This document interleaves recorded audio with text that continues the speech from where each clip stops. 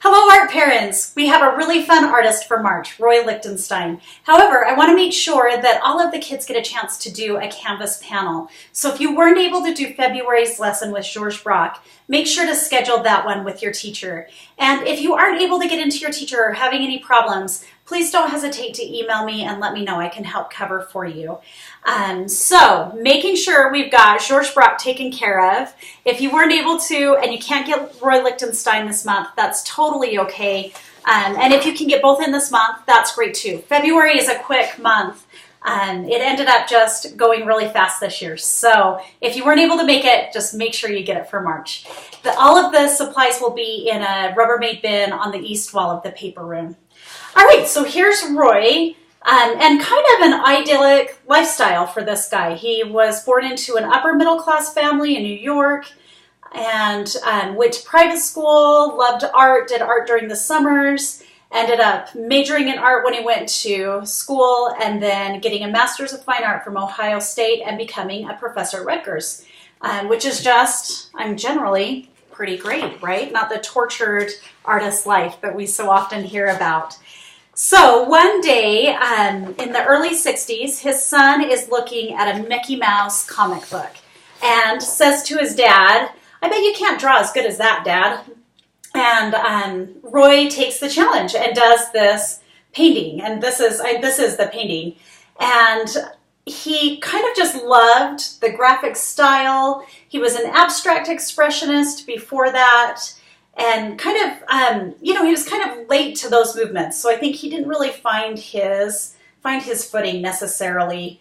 But this really spoke to him. So he does a series of these kind of cartoon-based paintings and gets ready to do a showing in New York, and all of the paintings sell before he even opens the show, which is pretty unheard of, right?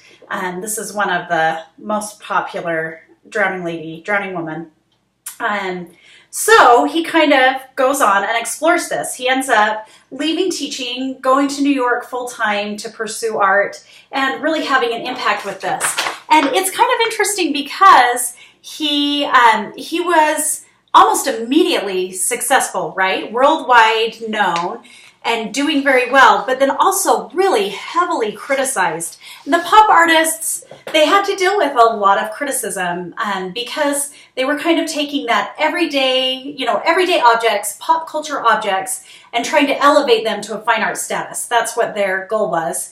And of course, some critics saw that and thought it was great, and some critics criticize that, right? I mean, that's going to happen anytime you have art. And I think that's one of the things that it's just so important to really hammer in for the kids, is that you're going to have times, you're going to have people who don't like what you do. You're going to have times when people don't see or agree with what you do.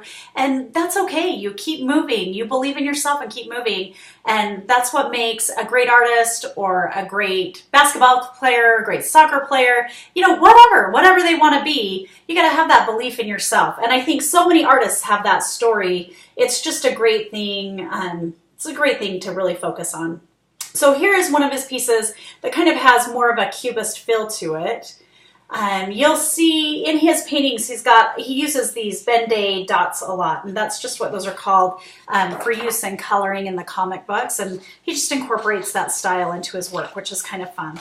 So in the later years, as he got more popular, he kind of explored some different things. He had like a series of brushstroke paintings. So he kind of took a big house, like a house painting brush, like a 4-inch brush or a 5-inch brush, and did some strokes with that on the canvas, and then painted in that style, that comic book style, to give it some really interesting texture, kind of fun. And then he also did a lot of sculpture. And here is a picture of just one piece. You can see that it's a table. I mean, see the shadow it's casting.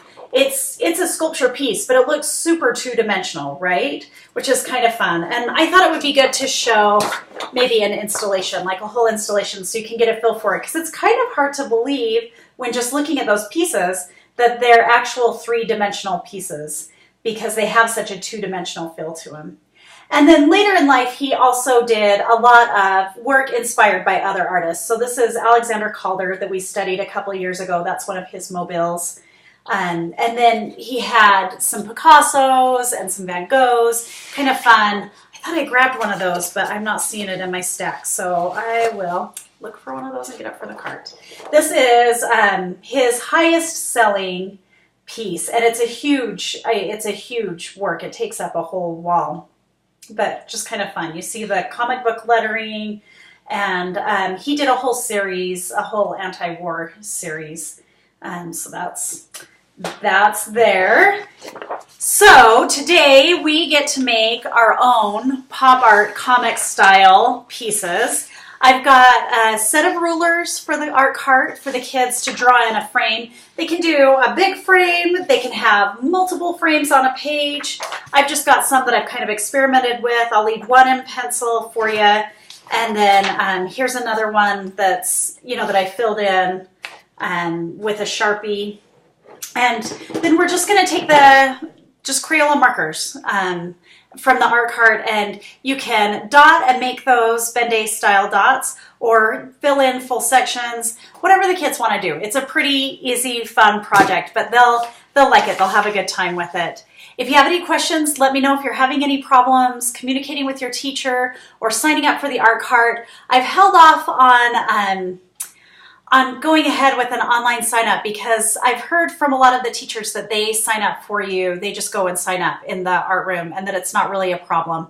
So as long as that's kind of working the best, let's just go ahead and stick with that as the plan. But I'd love your feedback if you feel like it doesn't really work or you don't really do that with your teacher, and just the handful that I've heard from do that and the rest aren't really responding, which sometimes happens, right? So just let me know what you think. I'm here to support you guys. Thanks so much for all you do.